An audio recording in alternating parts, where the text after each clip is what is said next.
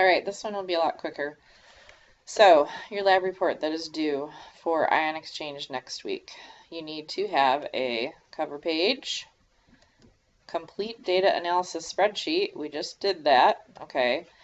It's also good to upload it below. There's a link down here, just so that if there's any errors in your hard copy, I can look online and see what happened. A plot of the pH meter titration data showing the geometric equivalence points.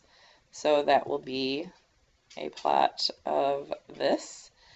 You should have all of these points on here. And then you also need a caption that says geometric equivalence points for ion exchange titration. Just explaining somewhere on the paper what it is. You also need to do the same thing for your derivative.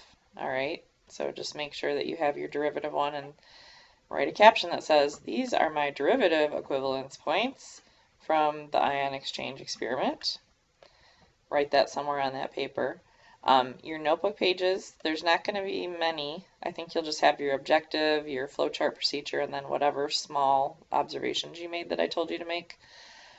You are going to do sample calculations. Okay, so F12, G12, H12. Let's look at those. F12, G12, H12, K12. So whatever you did in here, you need to show me the formula for the cell, but then I actually need to see the actual calculation with what is F12. Well, F12 is the moles of K. So like you'd put moles of K times molar mass of K equals, and then you'd actually put the numbers in. So I showed you an example of sample calculations before you turned in your vinegar titration lab, and use that same format again. Going back.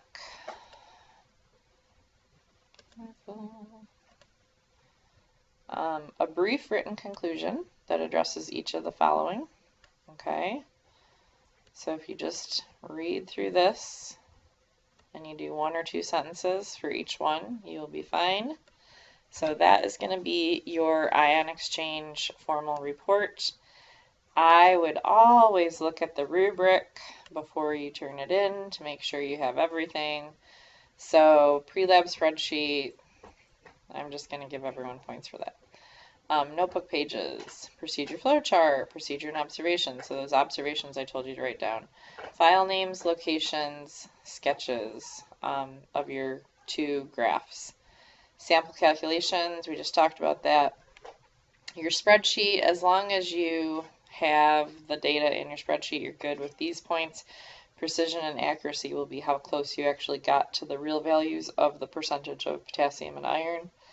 Written conclusion, objective results, summary table, discussion items, overall clarity.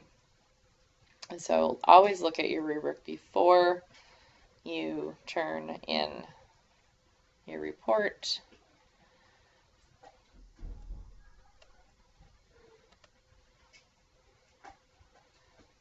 And so that's what you need to do to turn in your report. And just remember, I will be there hopefully by 4:30 on Thursday. But you can use that time from 3 to 4:30 to get everything done that I just talked about in these screencasts. And Morgan, our wonderful TA, will be there from 3 o'clock on. So you're welcome to go into lab at 3, and she'll be happy to help you if you need help.